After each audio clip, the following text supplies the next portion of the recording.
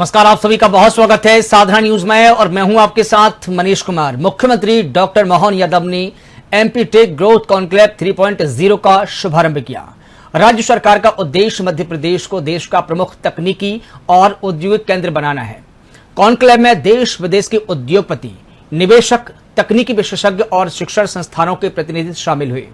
इस दौरान मुख्यमंत्री डॉक्टर मोहन यादव ने इस आयोजन के जरिए प्रदेश में करीब 40,000 करोड़ रुपए के निवेश और 35,000 नए रोजगार सृजित होने की उम्मीद जताई है। इसके बाद मुख्यमंत्री डॉक्टर मोहन यादव दतिया पहुंचे, जहां विधानसभा उपचुनाव के लिए पार्टी उम्मीदवार आशुतोष तिवारी के नामांकन दाखिल कार्यक्रम में शामिल हुए। इसके बाद एक चुनावी जनसभा को संबोधित किया। जनसभा में सीएम डॉक्टर मोहन यादव ने कहा कि दतिया का चुनाव भाजपा ही जीतेगी। देखिए विशेष रिपोर्ट।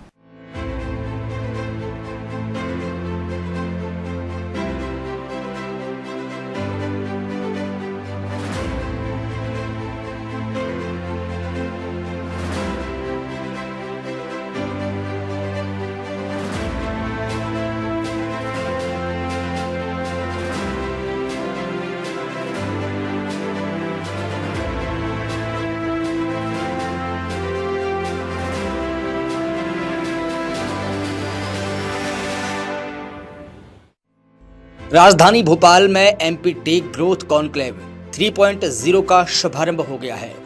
मुख्यमंत्री डॉक्टर मोहन यादव ने कार्यक्रम का उद्घाटन किया।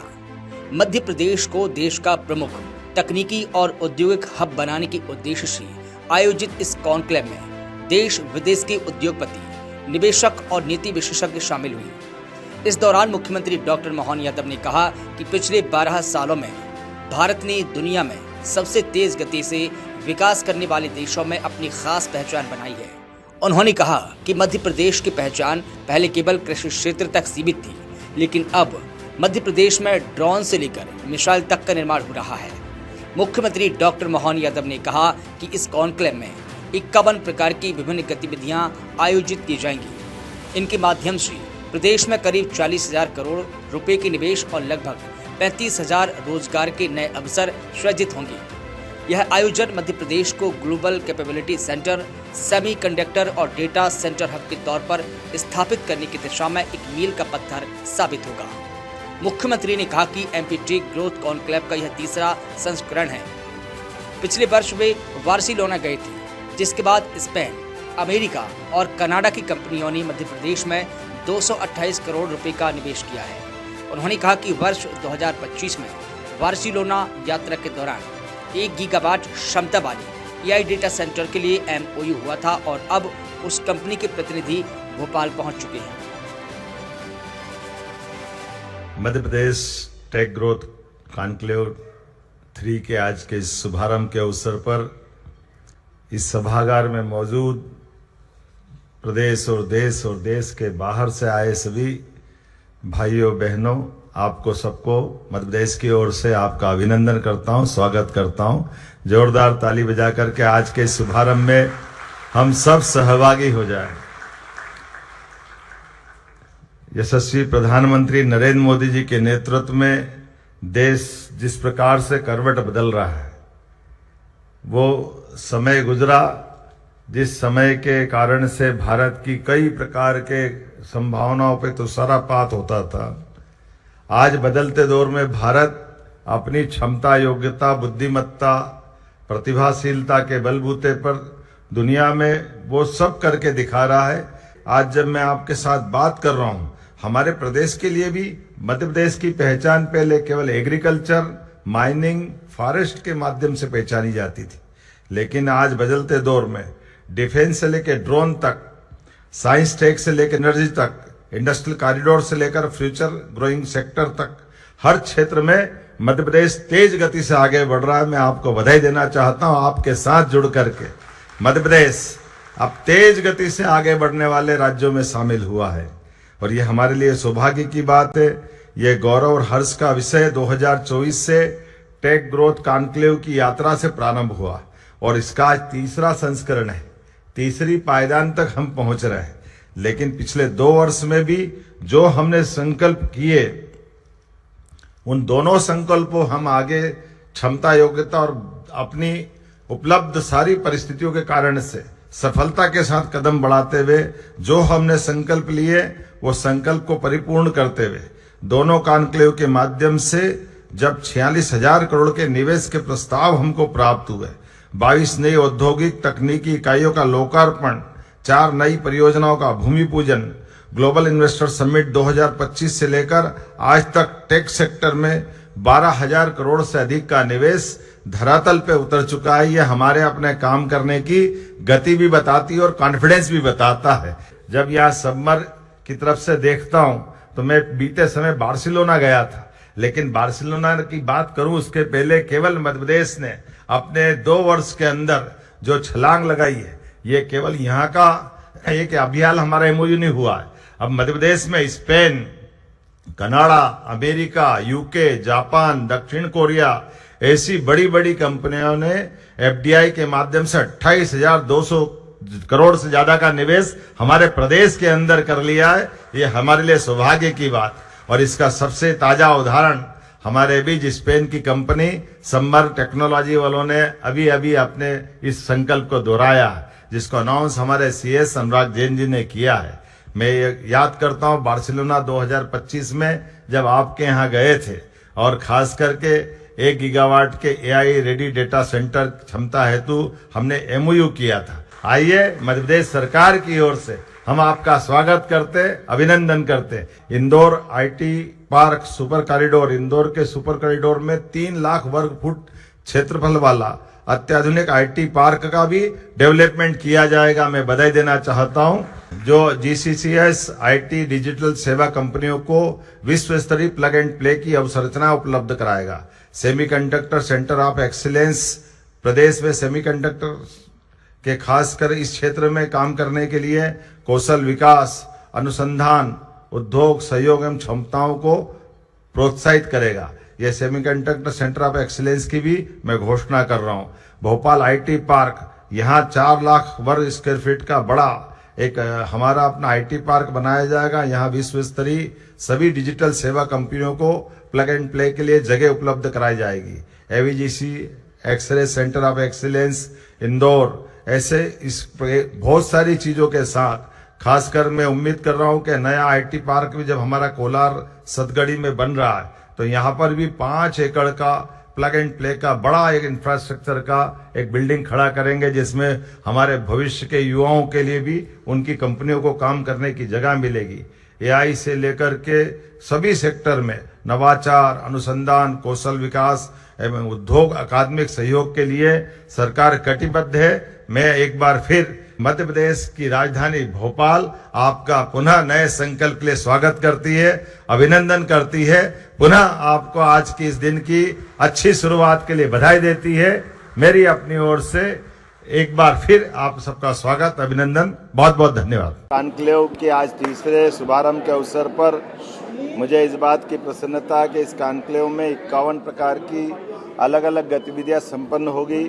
इन गतिविधियों के माध्यम से लगभग 40,000 करोड़ के आसपास का निवेश और लगभग 35,000 रोजगार के अवसरों का एक मौका रहेगा। यह आयोजन मध्य प्रदेश को जीसीसी सेमीकंडक्टर एवं डेटा सेंटर हब के रूप में स्थापित करने की दिशा में एक मील का पत्थर साबित होगा। नई औद्योगिक और तकनीकी इकाइयों 20 से अधिक तकनीकी आईटी ईएसडीएम इकाइयों का आज उद्घाटन किया गया, जिन परियोजना के माध्यम से लगभग 180 करोड़ के आसपास का निवेश और लगभग 1250 से ज़्यादा रोजगार के अवसर मिलेंगे। ये इकाइयाँ इंदौर, भोपाल, जबलपुर में स्थापित होकर इलेक्ट्रॉनिक्स, आईटी और उन्नत विनिर्माण क्षेत्रों को गति देगी। भूमि का आवंटन, जो हम अपना काम जहां भी प्रारंभ करते हैं वहां पर बीते समय के किए गए कामों के परिणाम भी बताते हैं। नए भूमि पूजन, लोकार्पण और साथ में भविष्य में आने वाली कंपनियों को भूमि का आवंटन भी करते हैं। मुझे इस बात की प्रसन्नता है। उसी क्रम में आज 8 कंपनियों को आईटी पार्क भोपाल और आईटी पार्क सिंहासा इंदौर में भूमि आवंटन हेतु एलओए भी जारी किए गए। इन परियोजनाओं से लगभग 205 करोड़ के नए निवेश के फिर 1242 नए रोजगार के अवसर प्राप्त होंगे। इससे आईटी, आईटीईएस, ESDM एवं डिजिटल उद्योगों का विस्तार होगा और खास करके आज मैंने कुछ नई घोषणाएं की है। इन घोषणाओं में इंदौर में सुपर कॉरिडोर में नया IT park, semiconductor centre of excellence, Bhopal का IT पार्क में नया IT tower, AVGS XCR centre of excellence, Manthan hub artificial intelligence centre of excellence, Bhopal के कोलार में नया प्लग एंड प्ले जो हमारे नए भविष्य के उद्यमी लोगों को जगह उपलब्ध कराएगा। और इसी सब के लिए जो हमारी पॉलिसियां तो है ही, हम पॉलिसियों से बढ़कर के निवेशकों के लिए CCIP में बैठ कर के उनको भविष्य में आगे बढ़ने के लिए सभी प्रकार की अनुकूलता उपलब्ध कराते हैं। उसी का परिणाम है कि एमराल्ड कंपनी की PCB मैन्युफैक्चरिंग परियोजना को 422 करोड़ की CCIP की स्वीकृति भी आज हमने प्रदान की है। इस परियोजना से लगभग 325 रोजगार के अवसर प्राप्त होंगे। इससे प्रदेश को इलेक्ट्रॉनिक्स एवं सेमीकंडक्टर विनिर्माण क्षेत्र में मजबूत आधार के साथ देश और दुनिया में पहचाना जाएगा। आज हमने कई महत्वपूर्ण MOU भी किए हैं, जिसमें गूगल प्ले के साथ आर्टिफिशियल इंटेलिजेंस और खास करके डिजिटल क्षमता के साथ एक जो हमने MOU किया, इसका लाभ मिलेगा। इन साझेदारियों से उभरती हुई प्रौद्योगिकियाँ, डिजिटल नवाचार, कौशल विकास, मध्य प्रदेश तकनीक, नवाचार और निवेश का नया केंद्र बन रहा है। आइए हम सब मध्य प्रदेश के निर्माण में सहभागी बने, विकसित भारत 2047 के संकल्प को पूरा करें। मेरी अपनी ओर से औद्योगिकरण के लिए नवाचार के माध्यम से नए सेक्टर में प्रवेश करते हुए मध्य प्रदेश की छलांग को हम जाने समझें और सहयोग के साथ आपके माध्यम से मध्य प्रदेश अपनी एक नई पहचान बनाए। मुझे इस बात की भी प्रसन्नता है, यशस्वी प्रधानमंत्री के नेतृत्व में गुजरात के बाद मध्य प्रदेश सेमीकंडक्टर के क्षेत्र में ये जो नई छलांग लगाने जा रहा है, ये बहुत उल्लेखनीय है और भविष्य की बहुत सार्थक गति के साथ बढ़ने वाली एक छलांग रहेगी। मेरी अपनी ओर से सबको बहुत बहुत बधाई। वहीं मुख्यमंत्री डॉक्टर मोहन यादव दतिया में बीजेपी उम्मीदवार आशुतोष तिवारी के नामांकन कार्यक्रम में शामिल हुए। कार्यक्रम में पूर्व गृह मंत्री डॉक्टर नरोत्तम मिश्रा, प्रदेश अध्यक्ष हेमंत खंडेलवाल, डिप्टी CM जगदीश देवड़ा और प्रदेश प्रभारी शामिल हुए। नामांकन दाखिल करने के बाद मुख्यमंत्री डॉक्टर मोहन यादव ने एक जनसभा को संबोधित किया। CM ने कहा कि दतिया में पूर्व गृह मंत्री डॉक्टर नरोत्तम मिश्रा के समय जो विकास के काम तेजी से चल रहे थे, कांग्रेस के समय उन पर ब्रेक लगा दिया गया। उन्होंने दतिया की जनता को भरोसा दिलाया है कि आशुतोष तिवारी के आने से पिछले कुछ समय से रुके हुए सभी विकास के काम पूरे फिर से होंगे। वहीं टिकट वितरण को लेकर स्थानीय स्तर पर उपजे असंतोष और विरोध प्रदर्शनों पर विराम लगाते हुए मुख्यमंत्री डॉक्टर मोहन यादव ने पार्टी की एकजुटता का बड़ा संदेश दिया है। CM ने स्पष्ट किया है कि भाजपा में कमल का फूल ही असली उम्मीदवार है और संगठन का निर्णय ही सभी के लिए सर्वोपरि है। उन्होंने कार्यकर्ताओं से अपील की है कि वे पुरानी बातें भूलकर पूरे दमखम से बूथ स्तर पर सक्रिय हो जाएं और भाजपा को भारी बहुमत से विजयी बनाएं। आज नामांकन के अवसर पर मेरे पास बहुत ज्यादा कुछ कहने जैसा है नहीं। मैं इस अवसर पर भावुक हूं क्योंकि पूरा मंच समृद्ध है। सभी आशीर्वाद देने के लिए पधारे, आप सब भी मुझे आशीर्वाद देने के लिए पधारे हैं। आज के अवसर पर मैं केवल इतना ही आप सबको बताना चाहूंगा कि माई की कृपा है, माई ने सेवा के लिए यहां बुलाया है। हमारे वरिष्ठ नेताओं ने, हमारे यशस्वी मुख्यमंत्री डॉक्टर मोहन यादव जी ने, हमारे प्रदेश अध्यक्ष आदरणीय हेमंत खंडेलवाल जी ने, हमारे वरिष्ठ नेता डॉक्टर नरोत्तम मिश्रा जी ने और सभी मंच ने जो भरोसा और पार्टी नेतृत्व ने जो भरोसा जताया है, मैं हृदय की गहराई से उन सभी का आभार व्यक्त करता हूं। हाथ जोड़ करके उन सबका भी अभिनंदन करता हूं। आप सबके परिवार का हूं, आपका भाई हूं, आपका बेटा हूं। आप सभी आश्वस्त करना चाहता हूं कि हमारे अपने जीवन में जब तक इस तन में प्राण रहेंगे, मैं यहां के आप सबको, जनता को भगवान जैसा मान करके आप सबकी सेवा करता रहूंगा। हाथ जुड़े रहेंगे, मस्तक झुका रहेगा। हमारे अपने जीवन व्यवहार में अनजाने में भी कभी कोई ऐसी भूल नहीं होगी जिसके कारण हमारे दतिया और क्षेत्र से आए हुए किसी का भी माथा नीचा हो, आप सबके माथे को ऊंचा करने के लिए हमारा अपना मैं जीवन समर्पित करता हूं और आप सबसे अपेक्षा करता हूं कि आप सब आशीर्वाद दें। भारतीय जनता पार्टी की मध्य प्रदेश में सरकार है, माई की सेवा के लिए मैं यहां आया हूं, आप सबका आशीर्वाद मिले। आज के इस अवसर पर मैं इतना ही निवेदन करता हुआ, हाथ जोड़ता हुआ, फिर से शीश झुकाता हूं, आप सबका अभिनंदन करता हूं, आप सबका वंदन करता हूं। प्रणाम। 15 साल आपने मुझे देखा है, 15 साल में अपने आप को गला के दतिया की सेवा की है। मेरे दतिया के मालिकों, ऐसा कोई प्रतिष्ठान नहीं है जो दतिया में नहीं लाए हम उन 15 सालों में। चाहे मेडिकल कॉलेज रहा हो, वेटनरी कॉलेज रहा हो, फिशरीज का कॉलेज रहा हो, अरे 4 बिस्तर का अस्पताल था, रेफरल अस्पताल कहते थे। 400 कमरों का अस्पताल है, बिना मोबाइल के मरीज को ही ढूंढ सकते। ये उपलब्धि है भारतीय जनता पार्टी की, ये उपलब्धि है भारतीय जनता पार्टी की कि जब मैं आया था 20 साल पहले तो दतिया में तांगे चलते थे, तांगे। आज दतिया में हवाई जहाज चल रहे हैं, हवाई जहाज, ये उपलब्धि है। मैं आया था तो घरों के दरवाजे पर क्या पानी की कट्टी रखी रहती थी, घर के आगे नल से पानी भरने को गड्ढे खोदे थे। आज शहर तो क्या गांव के अंदर नल जल योजना चल रही है, बेसलरी का पानी जा रहा है, लोग भैंसें सपरा रहे हैं, भैंसें बेसलरी के पानी से भैंसें सपर रही हैं। ये विकास होता है, जाके देखो। 20 साल पहले जब कांग्रेस की दिग्विजय सिंह की सरकार थी तो इलाके में डाकुओं का विचरण होता था। भारतीय जनता पार्टी की सरकार आई तो ये दतिया को शांति का टापू बना दिया। एक भी चिन्हित गैंग नहीं बची इलाके में, एक भी चिन्हित गैंग। ये काम होता है। अरे कांग्रेस के लोगों काम बताओ, काम बताओ और वोट मांगो। हम अपने काम बता रहे हैं, तुम अपने बताओ। नहीं, भाजपा में बड़ा अंतर विरोध है। मैं आपको सच बता रहा हूं, दतिया के मालिकों, पार्टी ने बहुत दिया है। 30 साल तक जो पार्टी विधायक बना के रखेगी, जो पार्टी 15 साल तक मंत्री बना के रखेगी, और क्या चाहिए पार्टी से?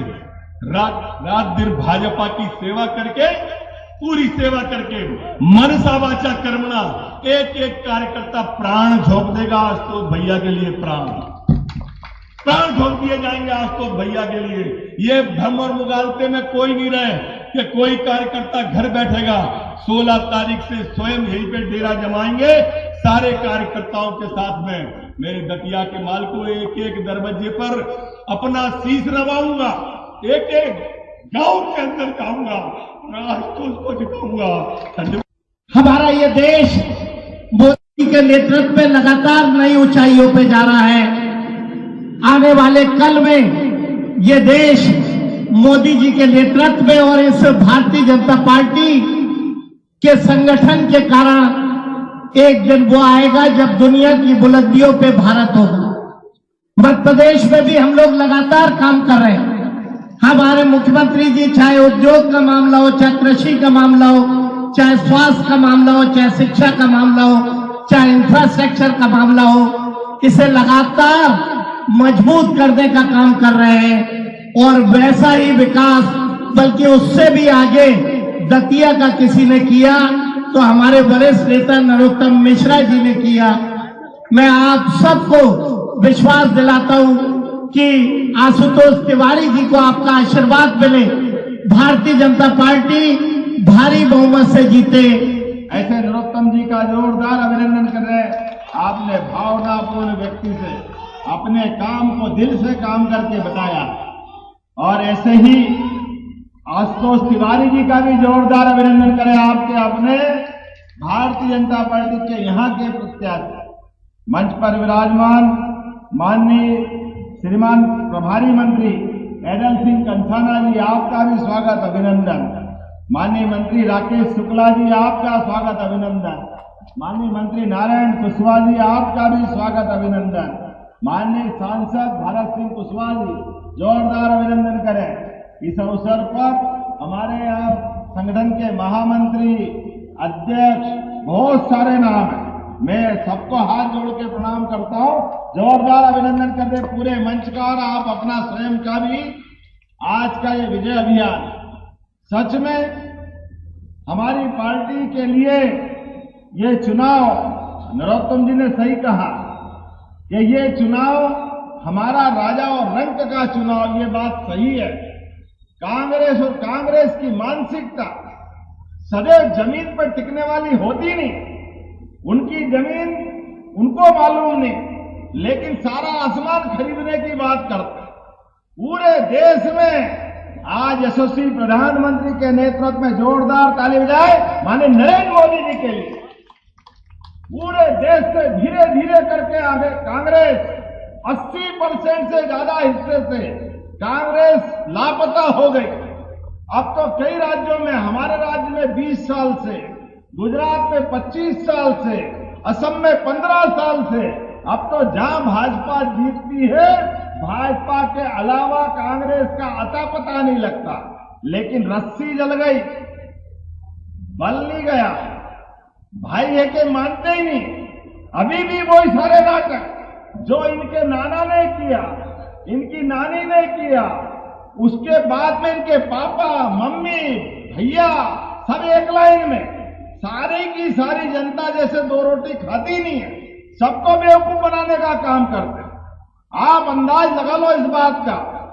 सरकार के रहते रहते कांग्रेस 1956 में मध्य प्रदेश में पहली बार सरकार में आती है, लेकिन सरकार में आने के बाद 2002-03 तक प्रति व्यक्ति आय केवल 11,000 रुपया महीना, 11,000 रुपया रहती है, 11,000 रुपये साल, महीना भी नहीं, केवल 11,000 रुपये। ये कांग्रेस के काम करने का तरीका है। कोई कांग्रेसी आपके दरवाजे आए तो बताना, इसको ऐसे समझ लो ये महाराजा इनके परिवार के लोग दतिया में राज कर रहे थे, लेकिन दतिया गांव के रूप में था कि नहीं था, क्या हाल थे दतिया के अंदर। लेकिन 2008 में भारतीय जनता पार्टी के माध्यम से जो कमल खिला, तो सच में आज दतिया कहां से कहां पहुंचा। जोरदार अभिनंदन नरोत्तम मिश्रा जी और भारतीय जनता पार्टी के लिए। आज मैं इस बाईपास से निकल के आ रहा, हर एक स्थान पर खड़ी हुई अलग अलग इमारतें सब चीख के कह रही, medical college, fisheries college, police colony, नया कलेक्ट्रेट भवन, एक के बाद एक लंबी लिस्ट है। ये सारी सौगातें अगर मिली है तो भारतीय जनता पार्टी के बलबूते पे मिली है। और पहले डाकू और डाकू के बाद नक्सलाइट सारे प्रदेश के अंदर खून की नदियां बहाते थे, लेकिन कांग्रेस के लोगों को शर्म नहीं आती, क्योंकि वो उनके वोट की मशीन थे। उनको चुनाव हराने जिताने रोल रखते थे, जनता जाए भाड़ में, लेकिन उनको फर्क नहीं पड़ता था।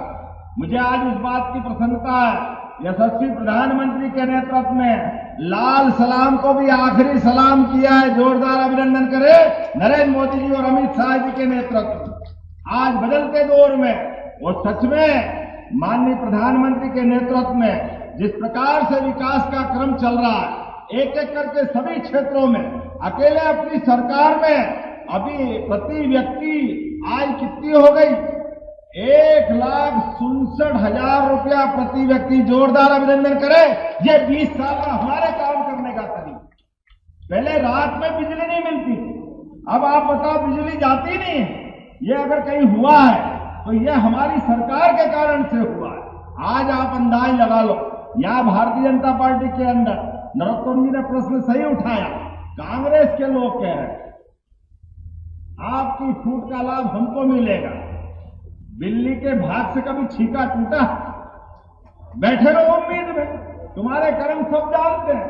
अभी थोड़े दिन पहले की बात, स्लीपर सेल दिग्विजय सिंह जी को किसने बोला? कांग्रेस के मंच में बोला। एक इतना पुराना नेता 10 साल मुख्यमंत्री रहा, उसको एक नया नवाला प्रदेश अध्यक्ष, तू तो आपकी भाषा बोल रहा, ये उनकी भाषा है।